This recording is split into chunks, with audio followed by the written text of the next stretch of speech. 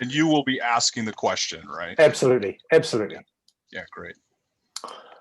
Okay, let me just bring that across. There we go.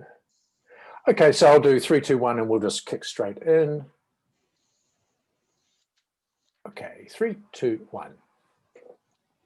Hello, and a very warm welcome to another edition of Unshakeable Leadership. My name is Bruce Ross, and it's my privilege to have the highly qualified and highly accomplished, and with a brilliant name, Bruce Boucher, with us here today. It's not often we get Bruces across the world. So Bruce, a very warm welcome to you, sir. Whereabouts in the world are you? Thank you. I'm coming to you from Salt Lake City, Utah, where it's anything but warm. We're getting snow, and which we love, and that brings all kinds of benefits to us. And so, yeah, we're in the middle of winter. We're starting winter right now. Excellent, excellent. So a little bit of background on Bruce for our listeners. Bruce is a professor and the director of the Masters Human Resources Executive Program for Utah State University. So he instructs at the graduate and undergraduate levels. He's also an active HR consultant and executive coach to a wide variety of companies. He currently teaches and consults on leadership, compensation, learning and development, organizations, and HR strategy. So that's why I said highly accomplished, highly qualified. Our listeners here, Bruce, are business owners, business leaders.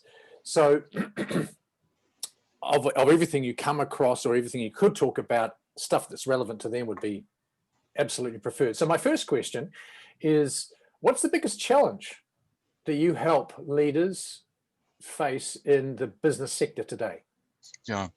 I would say there's a couple, honestly. One is the challenges of speed and the fact that things are moving so rapidly today that it's just the pace is incredible. Yeah. And we're saying frequently to people that we work with and consult with that it's not the big fish eating the little fish anymore. It's the fast fish eating the slow fish. And it sort of is prevailing in business right now. So the speed of things, and of course, with COVID, we spent a lot of time talking to people about how to handle this very unique and very difficult circumstance that is a worldwide pandemic and is a phenomena, and I don't use that word in a positive way, that really impacts us all and throughout the organization has a tremendous impact. And I think leaders are beginning to feel the pressure of that and the exhaustion, quite frankly, of having to try to lead people and keep them delivering and keep them engaged and keep them motivated in a period of time that's extremely challenging. Absolutely, absolutely. So what are the symptoms? You mentioned a couple of them. You said the exhaustion. Oh, yeah. What are the other symptoms of the speed and the COVID impact? Yeah, I think that one thing that we are seeing is people are struggling because they're trying to get products and services to perfection, and they're trying to continually measure up to these standards. You know, how do you value stream, for example, products in this environment where you have individuals working in the manufacturing sector? They may be in the complex and in the office, or they may be at home, right? So how do you do that? But I think that's one.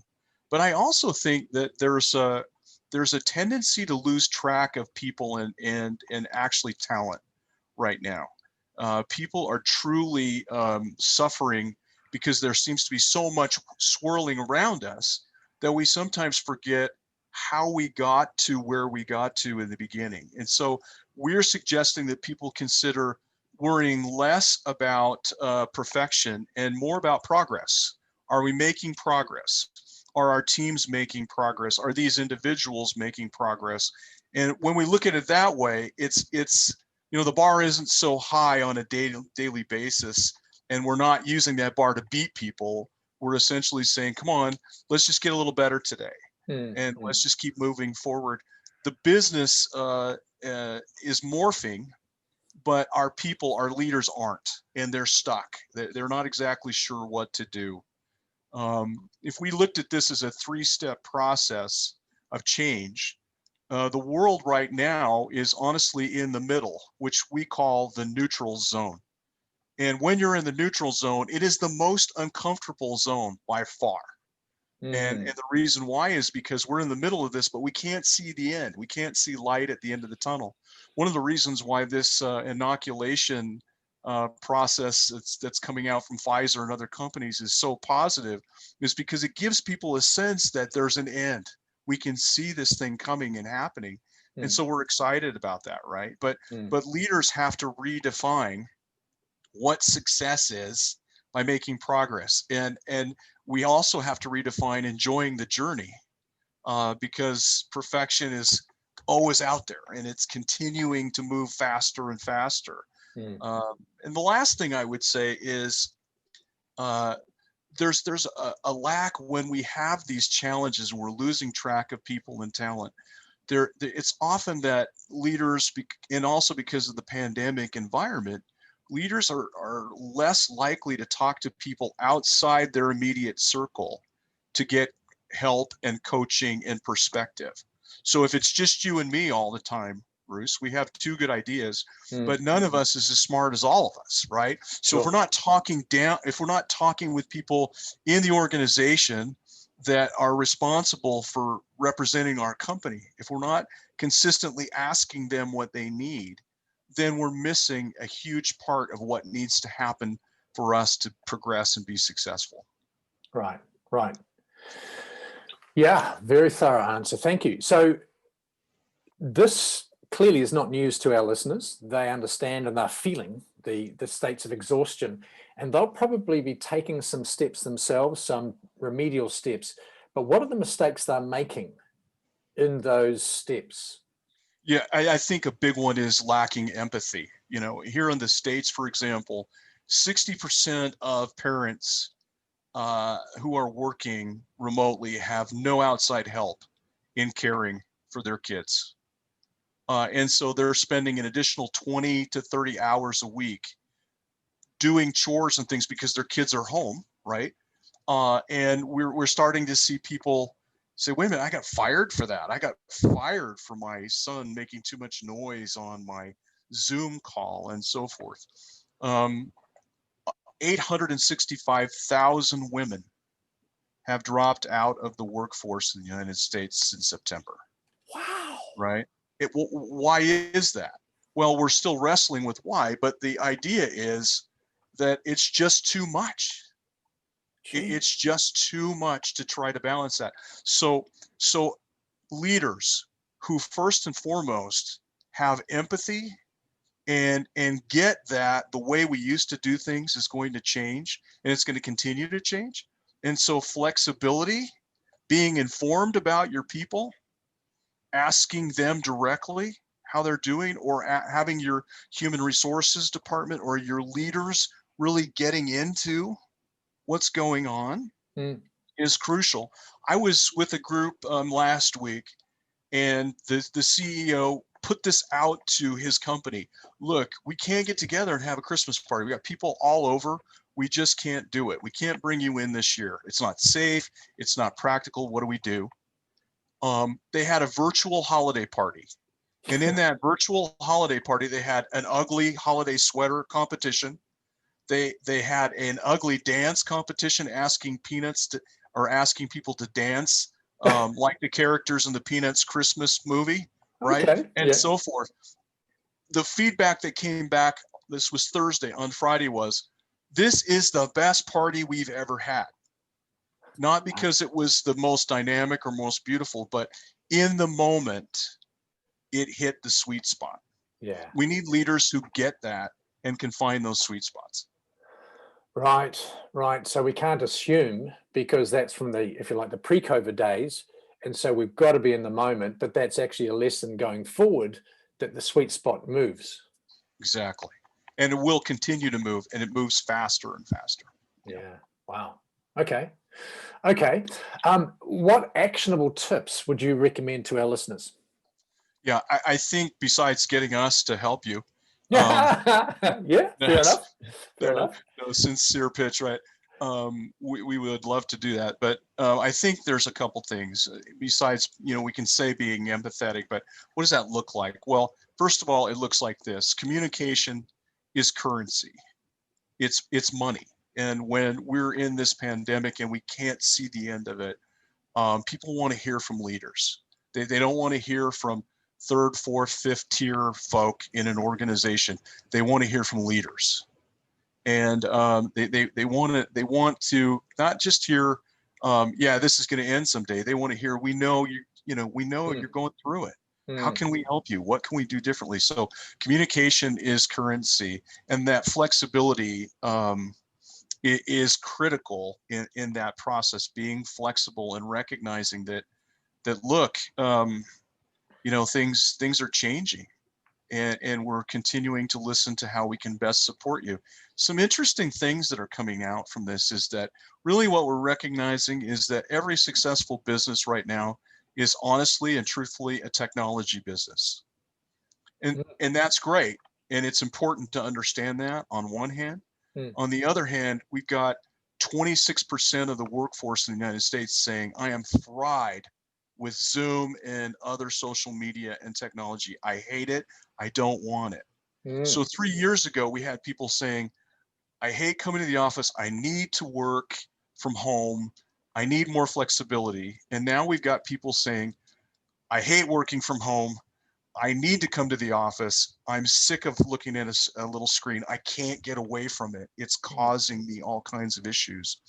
Leaders need to understand how that's balanced and balanced for success, whatever success looks like. I mentioned earlier, finding some joy in the journey. And I think we've got a lot of people who are extremely loyal, who are working hard for their families and for their companies.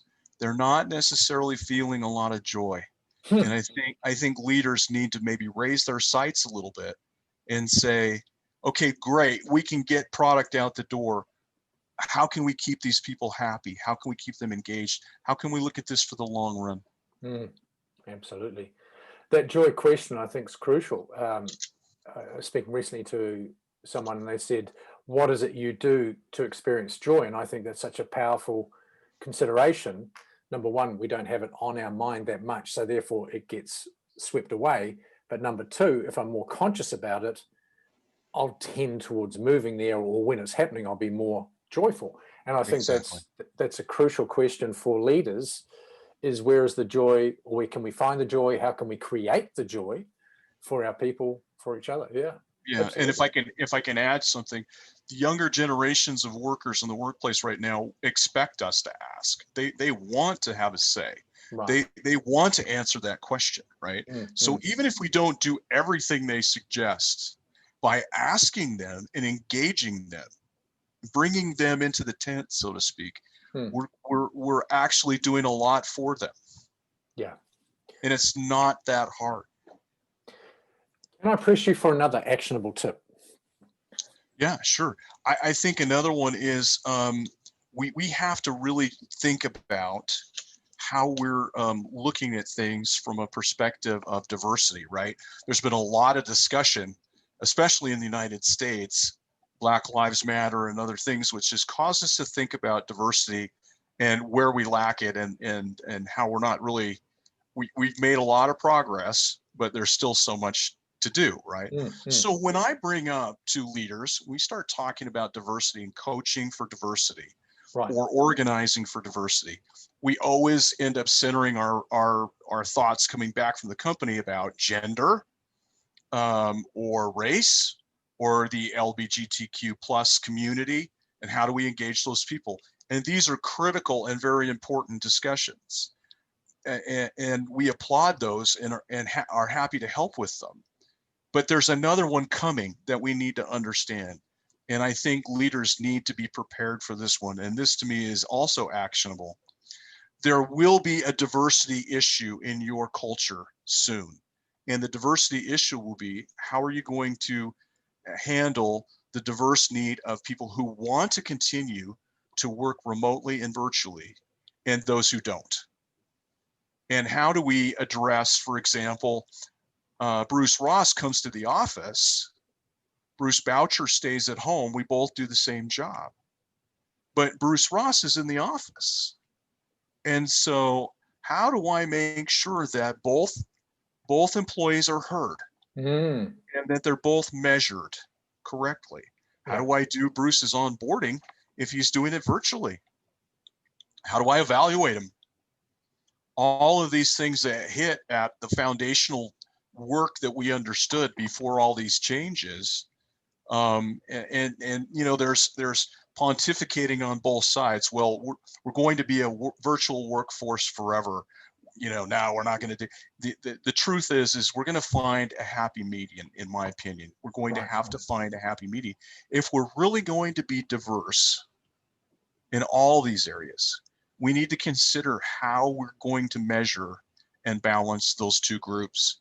And it has, and you know, now we put that along with race and gender and the LGBTQ plus community and the other things that people are hoping for get represented in the workforce. And it gets pretty complex. Wise leaders will communicate and they'll consider and they'll plan for that to happen.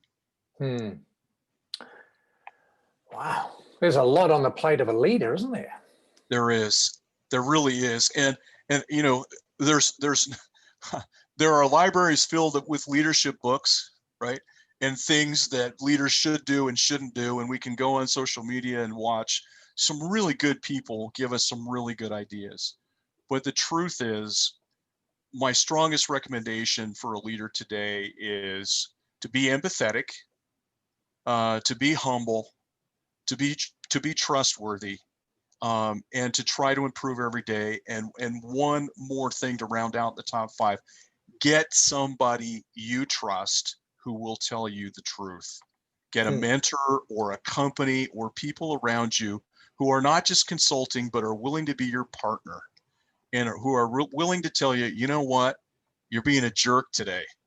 Or you know what, you missed this. When it comes to the women who work for us, you're missing what they're saying. Right.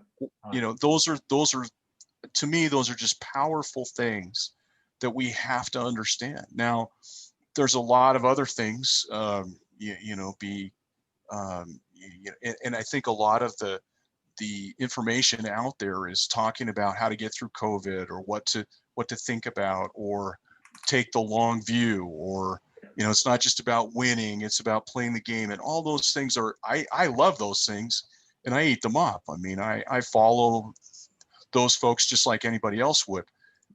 But from a practical perspective, to me, empathy, trust, partnering, listening, getting somebody that you really can view as a mentor is really important. And frankly, that's one of the successes that we've seen in our business. We are not interested in just doing a consulting job. We're not interested in necessarily becoming an investment partner, but what we are interested in is being seen as an associate, a partner, a friend, a confidant, who can say to you honestly, look, you say this in your business strategy, but your organization and your leaders don't do it. Right? Let's help you with that. Those are things that we're interested in helping with. Fantastic. And thank you for that. Is there a free resource you can direct our listeners to? Yeah, it's just Roos Advisors, www.roosadvisors.com. So Roos, just spell Roos for us. ROOS. Yes. Advisors.com. It's all one word, and they can reach out to my partner, who's, by the way, terrific. And we do both the business side of this partnering as well as the HR side. So it's depending on what you're looking for, we can help. But yeah, and we have offices in London. We have partners in France now, and we're all across the country. So we're excited about the progress we've made in a year or so. Fantastic. So I'll make sure that's in the show notes beneath. So for those people who are interested, just look beneath this. And my last question is, what's the question I should have asked you? Well, I think we kind of hit on it. I think the big question out there, the elephant in the room, is how is COVID changing human capital, right? How are we viewing it? Yes. we're quickly realizing that even with furloughs and other things, talented people aren't an unlimited resource. And we've kind of come full circle now, because we've had this exhaustion about working from home. And now we're talking about bringing people back to work, and how to do that in a physical setting. The effects of work at home have just been so interesting to monitor. The other group that's been so adversely affected there, Bruce, that you might find interesting is those folks who are probably 35 to 50 who have been mid-level managers or above and have some level of extroversion that's needed for success in their job. They're dying. I mean, they're just feeling so picked on and so left behind because of the fact that they're not in the office and rubbing shoulders with people and fighting the fight, right? Yeah. So that's one. And then this diversity thing is another. But I think one question that I get asked a lot is just how important is human resources really? And I come back to this. This is a perfect example of why you need somebody involved in the human capital aspect of a business who gets the pulse of the business and can help you see it as well. The times in which we are living is a perfect example of how important this profession is, if in fact those people are striving to be your business partner. If they understand your business, you should be tethered to them, right? And that's a question I get asked, really, how important is it? And yeah, but you teach it and you worked in it, you devoted your life to it, so you're kind of biased. You're right, I'm biased. Because I've seen organization upon organization fail without that help. And it is honestly the only real asset and the only strategic advantage that a business has, the people that work for it. And if you've got somebody who, you'd always want to have a financial officer or somebody who's watching your money, right? Sure. You'd always want to do that. And to me, I would always want to have somebody who's watching that capital, that most important asset that you have, people. So that's the question that I most often get asked, and we didn't talk about today. Got it. Fantastic. Wow, as I would have predicted, a broad spectrum and an insightful coverage. COVID, speed, empathy, collaboration, inclusion, diversity. There's a lot covered. Yeah, fantastic. So on behalf of myself and our listeners, I would like to say thank you very much. And to our listeners, make sure you look in the show notes beneath, because clearly Bruce knows his stuff, and clearly his consulting firm know their stuff as well. So Bruce, thank you from one Bruce to another. Yeah. Thank you. My pleasure. This has been great. Bruce, thank you so much for the invitation. I hope we get a chance to connect at some point. Hey, we can absolutely do that. All right, my friend. Fantastic. Thank you.